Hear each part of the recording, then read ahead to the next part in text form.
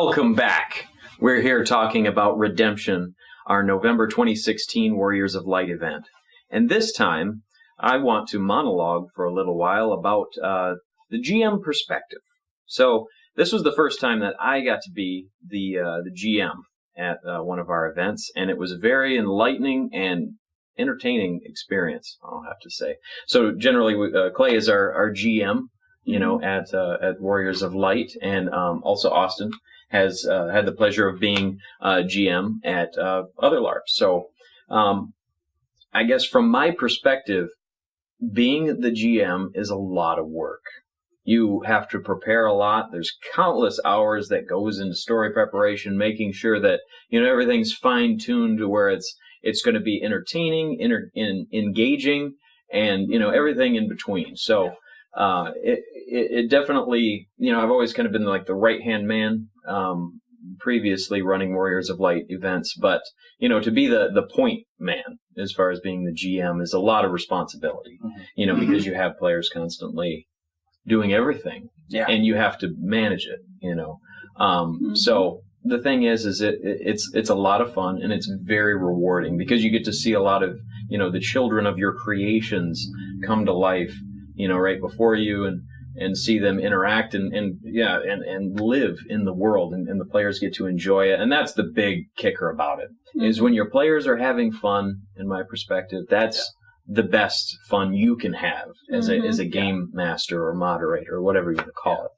I mean, even in my opinion, I think that in order to be a good GM, you have to have that perspective to where that's where you get your enjoyment, is seeing other people enjoy what you created. Not so much of them going, "Oh, you did this very cool," but the fact that you're enjoying them going, "I'm having a blast." Like, that's the cool part of it. And you know, rather than, you know, worrying about it being staff, you know, NPCs versus PCs, you know, having it so much more of, I want to create this so that you're just enjoying what exists. Right. And you get to feel like you're existing in it. Yeah, exactly. When I ran a fantasy LARP like this, my greatest reward was seeing the people playing their characters and living that moment.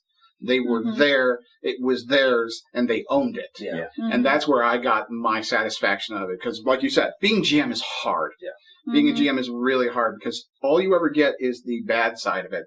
There's complaints for this, complaints for that, and you get to see, after doing all the paperwork and all of the prep and ripping your hair out for weeks on end before you're beginning it, to watch people go sit down with your creation and take it and change it and make it theirs. And when they make it theirs, that's when you know you've done the good job. Yeah, for sure. Yeah, because they were interested enough to become invested in it and really want to fully explore it. And so they push you, you know. Yes. When you're doing a good job, your players will push you because you push them, and they're like, "Wow, I like that, so I'm going to push you to get more out of it." Yeah. You know, so it's a great experience. Also, it's a great tool as far as improv. I mean, because there's a lot of things where it's like, "Hey, we want to know about this." Oh, never thought of that. So this is something about that, you know, and you have to make sure that fits with the lore. You have to make sure you're not screwing something else up that's prepared, you know, things of that nature. So it's a lot to keep track of. You know, and for anybody who has and will GM, I have a lot of respect for. But yeah, all in all, I'd say it was a very, very rewarding experience, you know. And it is one big game of think fast. Yeah. Exactly. Because I'm telling you, man, if there's one truth, it is the fact that the players will find that one area that you did not plan for, and they will. That's what they're gonna be asking you about. That's what they're gonna be like. Oh, you didn't plan for left, northeast, east, south? We're going to go northeast, east, south. You didn't fill that part of the world in? We're going got it. Well, from the other side, though, like being a player and a staff member, sometimes it's like, you know, you guys do a great job from what I've witnessed to act and then also react. You know, it's really a judgment game almost, where you have to take in all this information from not only your staff members, your players, what do they want to do, what's happening right now, should I send something in, should I, you know, take things away, like what do the players want right now, like all of that stuff.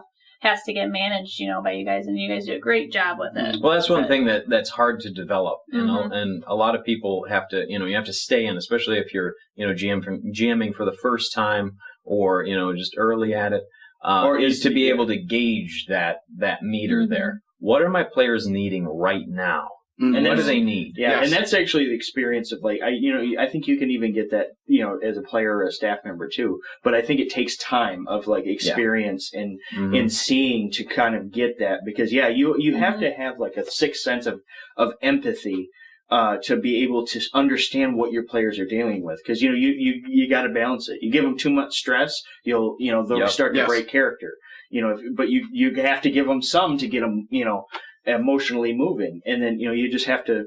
It's a huge juggling act, and you Mhm. just have to know what ball to play, How and much when to play it. crisis to apply at any one time. Yeah. And those crises can be any number of things, like keeping a character from returning with the party. Yeah. That was a huge, huge crisis. Yeah. Yeah. And that was, as you stated earlier, something that developed organically because the character decided, and you're not going. Yeah. Because it will amuse me for you to stay here and I'll watch the others run away. Mm-hmm. And those kind of things are really hard, like he was saying, to determine, can I really pull this off and not really annoy the players? Yeah. And that's also how you tell as a GM if you got good quality players. Yeah. Will they roll with your crisis? Right. Or will they Mhm. complain? Or will they get mad? complain, get mad, and not want to play anymore? Yeah. And that's unlike what you got at a tabletop. You don't have time to think. Yeah. On a tabletop, you can sit back a second and think. Live You got to go action. now. Mm-hmm. And a lot of that, you can actually, one of the first things to look at, and I always say, how to gauge that stress is taking away control from the player. Like, how much control, like a monster that you can't defeat, there's one level of it. A player has been taken, there's a different level of it. Having a player die, that's another level of it.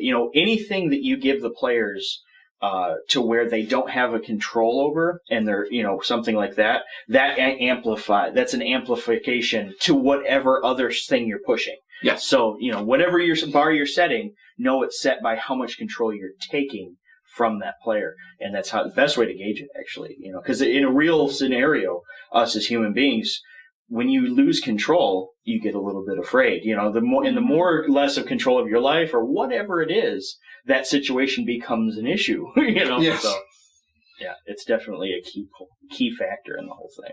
It is.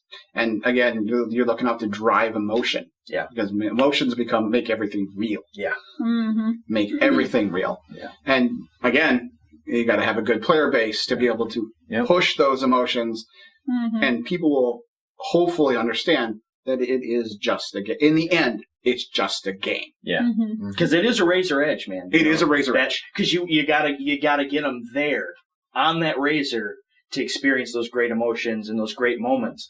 But you just got to be able to really manage that, and there's where the hard part comes in. Because you Don't can't be keep in that too line. heavy-handed. Can't too heavy-handed at Right. all. I think that would. I haven't GM personally, but I would think that would be the hardest part. It is. And I know from talking to you guys, that seems to be the hardest part, where taking things away, making sure that leaving players alone, I feel like might be the hardest thing to do. Because as a player, I never once felt a lull moment. Not one time did I feel like I'm bored or I don't have something to talk about or something to do, and having that restraint, I think, is really important too, to not just throw things at you constantly, Well, that's the thing you battle with as the GM is a lot of the times is you think, oh, they're sitting down. They're all sitting down. They're bored. No, they're just trying to recuperate some HP at the tavern because they just went through a ton of stress and they need a moment to just breathe. Mm-hmm. And actually, as playing a crafter this last, a rune crafter creating scrolls, that's half of my character's abilities were in crafting. So I wanted to do some crafting. But yeah, that's one thing too, is if there's a lot going on, you're so battling between nope, I got it. You're like, I want this, but I want to see what that is. So, you have that battle. So sometimes it is good to just sit and kind of get that camping experience to enjoy nature. And that's actually one thing big thing I learned about playing at this LARP was, having those moments of sometimes like McFinnigan, I'm going to go take a nap, He would lay down having and took those a nap. moments. That's what he wanted to do. And he was just enjoying existing as his character Mm-hmm. in the world, And that's the rewarding part about being a GM. Even if it's something as simple as a character, I gotta lay down. Yeah. Yeah. I need a minute. Yeah. Yeah. Because that was intense. Yeah. And that's where you get that reward. Is you see you created the world for that.